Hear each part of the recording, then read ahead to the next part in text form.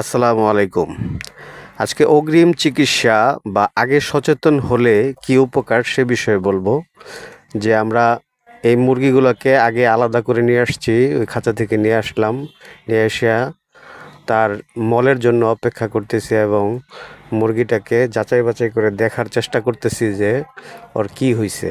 তো এখন গরমের মাঝে হঠাৎ বৃষ্টি হয়ে যে ঠান্ডা পরিবেশটা আসছে, এই পরিবেশের কারণে আমরা আগেই সন্দেহ করতেছি যে ওদের ঠান্ডা লাগছে।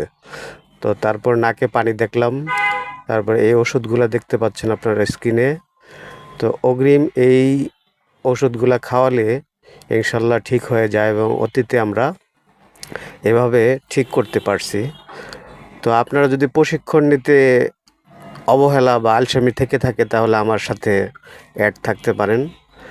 আমি আপনাদেরকে মলের ভিডিও এবং সচেতনামূলক যেই কথাবার্তাগুলো বলি, তা আমার সাথে থাকলে ট্রেনিং নেওয়া না থাকলেও আমার সাথে থাকলে আপনারা এই বিষয়ে আস্তে আস্তে জানবেন এবং প্রয়োজনে একটি ডায়েরি নিয়ে লিস্ট করে বা ছবি উঠায়া ওটা আপনি এডিট করে রাখতে পারেন যে কোন মলের কী কালার। মল দেখে চিকিৎসা রাখবেন। ভালো থাকবেন।